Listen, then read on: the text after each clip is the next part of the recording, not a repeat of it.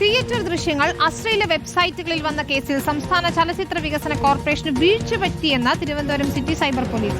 ദുർബലമായ പാസ്വേഡ് ഉപയോഗിച്ചത് കാരണം വൈഫൈ ഹാക്കിംഗ് വഴിയാണ് ദൃശ്യങ്ങൾ ചോർന്നത്. KSFDC നിന്ന് കൂടുതൽ വിവരങ്ങൾ തേടും. ഹരിമോഹനാണ് ചേരുന്നത്. ഹരിമോഹൻ, യാതൊരു സുരക്ഷയുമില്ലാതെ ഈ പാസ്വേഡ് എളുപ്പത്തിൽ തന്നെ സംഘടിപ്പിക്കാൻ കഴിയുന്ന രീതിയിലായിരുന്നു, ദുർബലമായിരുന്നു. അതുകാരണമാണ് വൈഫൈ ഹാക്ക് ചെയ്യാനും ഈ ദൃശ്യങ്ങൾ ചോർത്തിയെടുക്കാനും കഴിഞ്ഞത് എന്ന കണ്ടെത്തലിലേക്ക് എത്തുകയാണ്. പക്ഷേ ഗുരുതര വീഴ്ചയാണ് സംഭവിച്ചിരിക്കുന്നത്, അല്ലേ?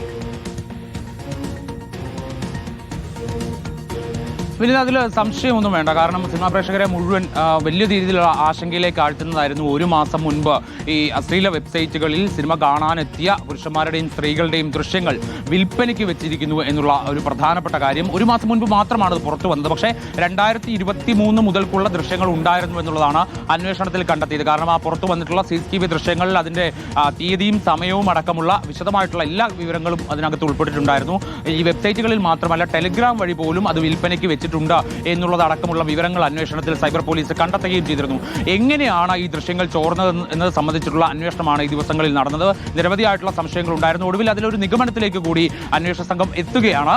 അത് ഈ വൈഫൈ ഹാക്കിംഗ് വഴിയാണ് ഈ ദൃശ്യങ്ങൾ ചോർത്തിയത് എന്നുള്ളതാണ് ഏറ്റവും ഒടുവിലായി കണ്ടെത്തിയിരിക്കുന്ന ഒരു കാര്യം. അതായത് KSFDC, അതായത് കേരള ചലച്ചിത്ര വികസന കോർപ്പറേഷൻ ഈ വൈഫൈക്ക് നൽകിയിട്ടുള്ള പാസ്വേഡ് അത് അതിവേഗത്തിൽ വളരെ പെട്ടെന്ന് എളുപ്പത്തിലൊക്കെ തന്നെ ചോർത്താൻ കഴിയുന്ന രീതിയിലുള്ള ദുർബലമായിട്ടുള്ള പാസ്വേഡ് ആണെന്നുള്ളതാണ് സൈബർ പോലീസ് കണ്ടെത്തിയിരിക്കുന്നത്. അങ്ങനെ വൈഫൈ പാസ്വേഡ് ചോർത്തിക്കൊണ്ട് അത് ഹാക്ക് ചെയ്യുകയായിരുന്നു. ആ കൈരളി ശ്രീ നിള തിയേറ്ററുകളിലെ ദൃശ്യങ്ങൾ ചോർത്തുകയായിരുന്നു. കഴിഞ്ഞ 2-3 വർഷമായി ഇത് തുടരുന്നുവെന്നുള്ള കണ്ടെത്തൽ കൂടിയാണ് വന്നിരിക്കുന്നത്. സാധാരണ ഇത്തരം പാസ്വേഡുകളൊക്കെ തന്നെ നിരന്തരമായി മാറ്റാറുണ്ട്. അതായത് ആദ്യം വന്ന പാസ്വേഡ് ഓരോ മാസവും അല്ലെങ്കിൽ ആഴ്ചകൾ തോറുമൊക്കെ പാസ്വേഡുകൾ മാറ്റി അതിൻ്റെ ഒരു പ്രൊട്ടക്ഷൻ ഒരുക്കാറുണ്ട്. പക്ഷേ ഈ കൈരളി ശ്രീ നിള തിയേറ്ററുകളിലെ പാസ്വേഡുകളൊന്നും തന്നെ അങ്ങനെ മാറ്റാറുണ്ടായിരുന്നില്ല. ചലച്ചിത്ര വികസന കോർപ്പറേഷൻ ഒരു പാസ്വേഡ് വെച്ചാണ് ഇതിനെല്ലാം മുന്നോട്ട് കൊണ്ടുപോയിരുന്നത്. മാത്രമല്ല 17 സ്ക്രീനുകളുണ്ട്. ആ സ്ക്രീനുകളിലെ ക്ലൗഡിൽ ഉള്ള ഒരു പാസ്വേഡും ഉണ്ട്.